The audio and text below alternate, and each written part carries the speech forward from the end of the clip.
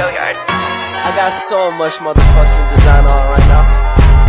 Break it down, bring it back, make it clap. I got 3 old thoughts, new guap, wear that dick. Bitches on my line, and you know. Biografi singkat Fatimah Zahra. Nama dan nasabnya adalah Fatimah binti Muhammad bin Abdullah bin Abdul Muthalib. Ia putri Nabi Muhammad SAW. Ibunya adalah Khadijah binti Khuwailid. Mengenai kelahirannya, para ulama berbeda pendapat. Ada yang mengatakan bahwa Fatimah lahir ketika Nabi Muhammad berusia 41 tahun. Ada juga yang mengatakan bahwa semua putra-putri Nabi Muhammad selain Ibrahim lahir sebelum kenabian. Ada juga yang mengatakan bahwa ia lahir 5 tahun sebelum kenabian, yaitu ketika Baitullah direnovasi. Saat itu Nabi Muhammad SAW berusia 35 tahun. Ada juga yang mengatakan bahwa ia lahir 1 tahun sebelum kenabian dan ia lebih tua dari Aisyah sekitar 5 tahun. Ia diberi julukan dengan nama ibu ayahnya, yaitu Ummu Aminah. Fatimah merupakan perempuan yang terlahir dengan kecantikan serta kecerdasan yang mengesankan. Juga mempunyai kepribadian yang penuh dengan kesabaran, taat kepada orang tua dan mandiri. Sejak usianya yang masih belia, ia harus menggantikan peran ibunya mengurus kebutuhan Rasulullah. Pada saat dakwah periode Mekah, Fatimah sering melihat sang ayah ditentang oleh kaum kafir Quraisy. Meskipun demikian, tidak membuatnya kecil hati dan patah semangat apalagi membenci sang ayah. Ia menjadi penyuju hati dan pendukung untuk dakwah sang ayah. Fatimah terus tumbuh menjadi perempuan yang kuat, tegar, dan penuh kesabaran. Ia juga tumbuh menjadi perempuan mulia yang sangat menjaga harga dirinya. Keistimewaan Fatimah ditandai dengan julukan-julukan yang diberikan kepadanya. Julukannya yang utama adalah Az-Zahra atau yang cemerlang, Baitul atau perawan, Kanis atau terpelihara, At-Tahirah atau yang suci, Ummu al-A'immah atau ibu para imam, Sayyidah atau pemuka yang mulia penghulu, Nisa al-Alamin atau wanita sejagat, dan banyak lagi julukannya. Menurut kitab Nurul Zolam atau Syarah Aqidatul Awam karangan Syekh Nawawi Al-Bantani, pada usia 15 tahun lebih 5 bulan Fatimah menikah dengan Ali bin Abi Thalib yang berusia 21 tahun lebih 5 bulan setelah perang Badar. Dalam pernikahannya dengan Ali bin Abi Thalib lahirnya 3 putra, yaitu Hasan, Husain, dan Muhassan, atau meninggal masih kecil. Adapun putri yang lahir dari pernikahannya dengan Ali bin Abi Thalib adalah Zainab dan Ummi Kulsum. Menurut Al-Lais bin Sa'ad, anak putrinya ada 3, yaitu ditambah Ruqayyah. Fatimah sangat terkenal di dunia Islam karena hidupnya paling dekat dan paling lama dengan Rasulullah SAW. Rasulullah sendiri sangat menyayanginya. Dari dialah keturunan Nabi Muhammad SAW berkembang dan tersebar di hampir seluruh negeri. Mengenai wafatnya juga terjadi perbedaan pendapat. Ada yang mengatakan pada 3 Jumadil Akhir 11 Hijriah pada usia yang masih muda, 18 tahun 2 bulan, tetapi pendapat mayoritas mengatakan bahwa ia meninggal pada malam Selasa, 3 Ramadan tahun 11 Hijriah dalam usia 28 tahun setelah sakit keras selama 40 malam. Merasa ajal sudah dekat, ia membersihkan dirinya, memakai wewangian dibantu oleh iparnya, yaitu Asma bin Abi Thalib. Ia meninggal dengan satu pesan, bahwa hanya Ali bin Abi Thalib yang boleh menyentuh tubuhnya. Untuk itu, yang memandikan dan mengkafani Fatimah sewaktu meninggal dunia adalah Ali bin Abi Thalib, dan Ali pun yang menguburkannya bersama Hasan dan Husain pada tengah malam dan dimakamkan di pemakaman Al-Baqi. Keutamaan Fatimah Az-Zahra. Rasulullah SAW bersabda, Fatimah adalah sebagian daripadaku. Barang siapa ragu terhadapnya berarti ragu terhadapku, dan membohonginya adalah membohongiku. Hadis riwayat Bukhari.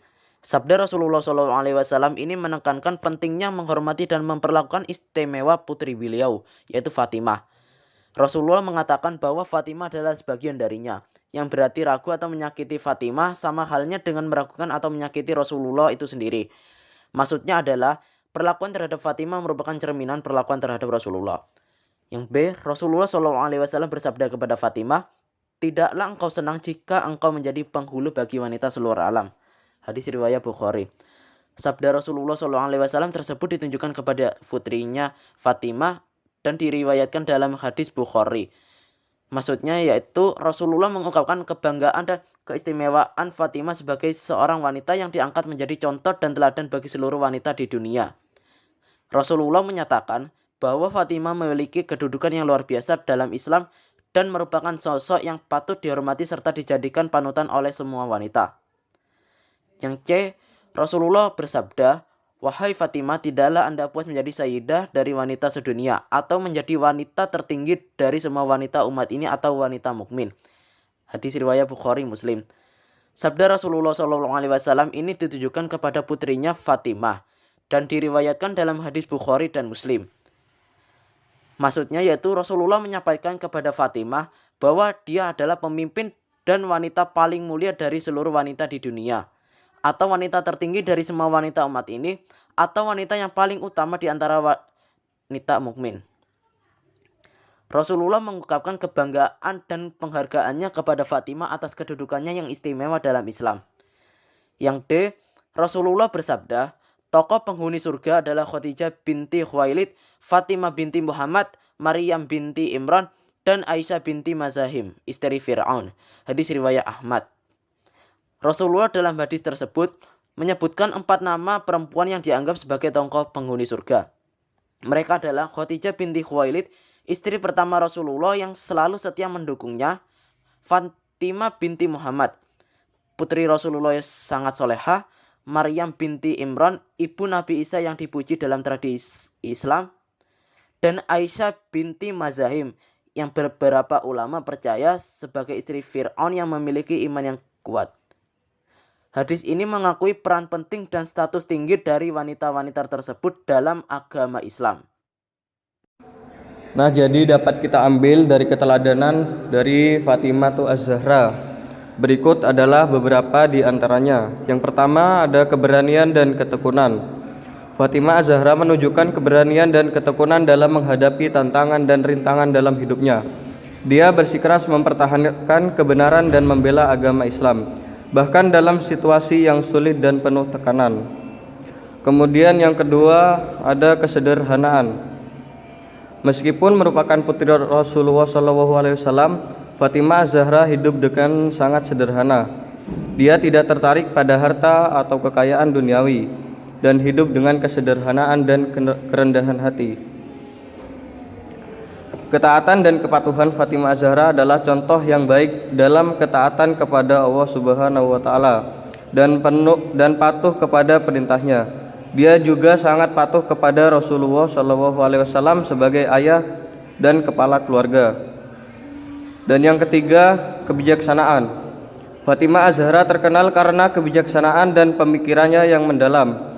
Dia memberikan nasihat yang bijaksana dan solusi yang tepat dalam berbagai situasi. Dan keempat, kasih sayang dan perhatian. Fatimah Az-Zahra dikenal sebagai ibu yang penuh kasih sayang dan perhatian terhadap keluarganya. Dia dengan sabar dan penuh cinta merawat anak-anaknya dan membantu suaminya Imam Ali. Dan yang terakhir atau yang kelima, ketabahan dan ketahanan. Fatimah Az-Zahra menunjukkan ketabahan dan ketahanan dalam menghadapi penderitaan dan kesulitan selama hidupnya. Nah, meskipun menghadapi kerugian dan kesedihan, dia tetap teguh dalam iman dan tidak mengeluh. Biografi Uwais Al-Qarni. Uwais Al-Qarni adalah penduduk Yaman, daerah Qron dari kabilah Murad.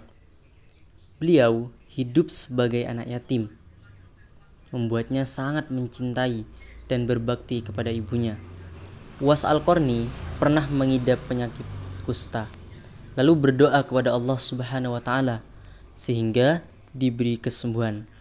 Tetapi masih ada bekas sebesar dirham di kedua lengannya.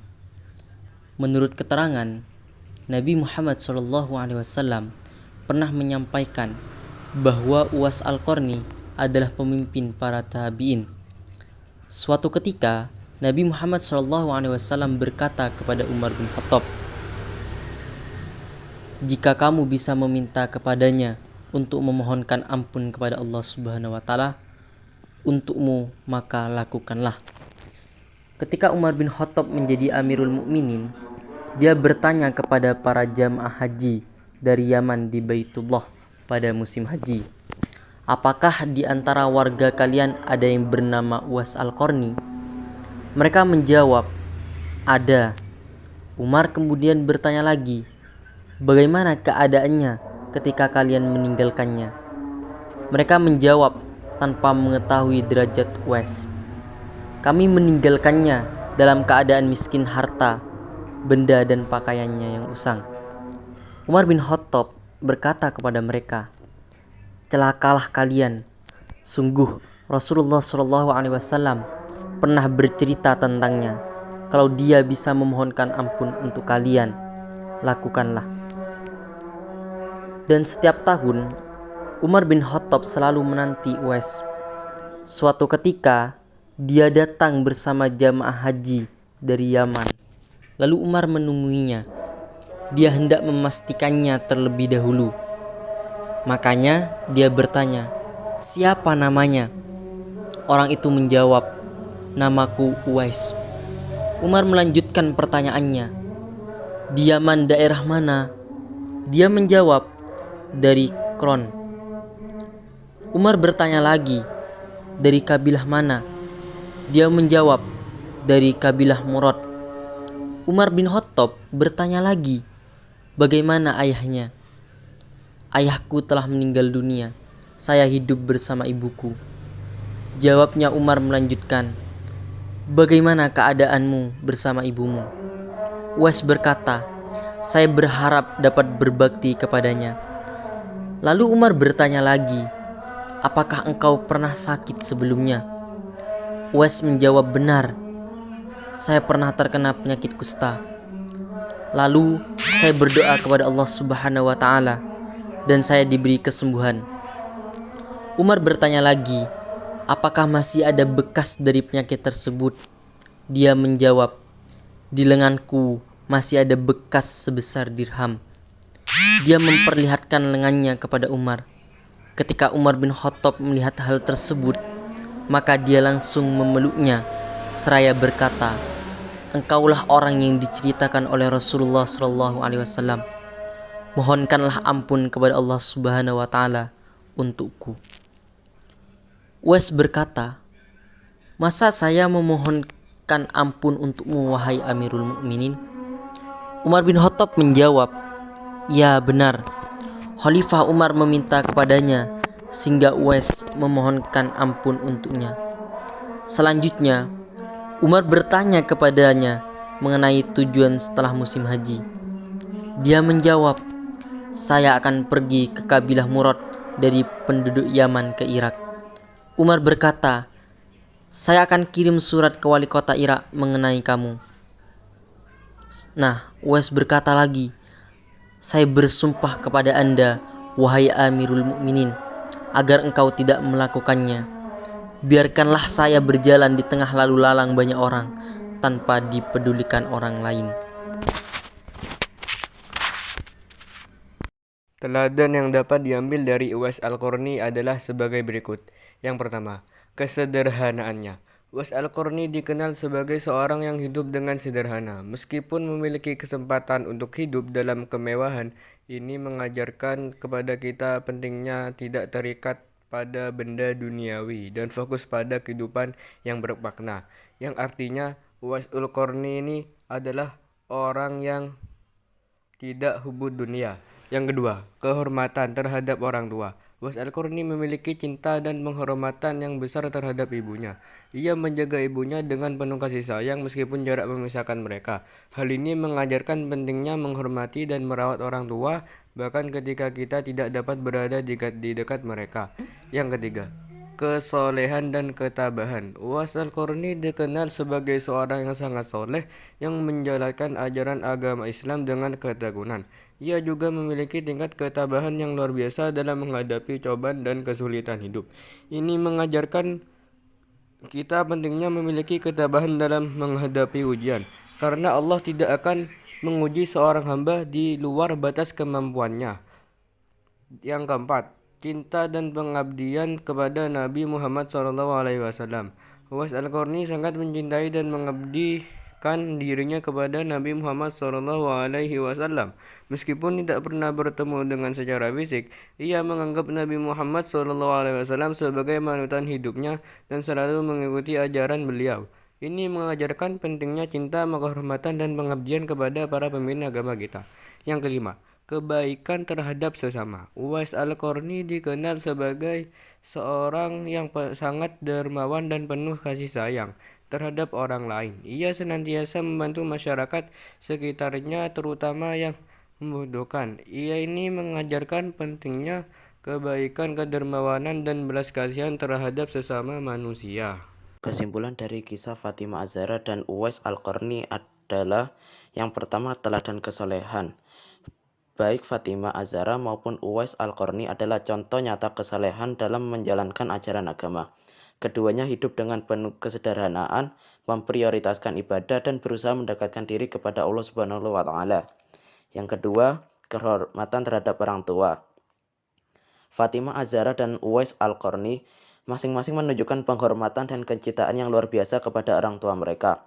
Keduanya menjaga hubungan yang baik, merawat dan menghormati orang tua mereka, meskipun dalam keadaan yang sulit. Yang ketiga, kesetiaan kepada ajaran Islam. Baik Fatimah Az-Zahra maupun Uwais Al-Qarni adalah contoh kesetiaan yang tulus terhadap ajaran agama Islam.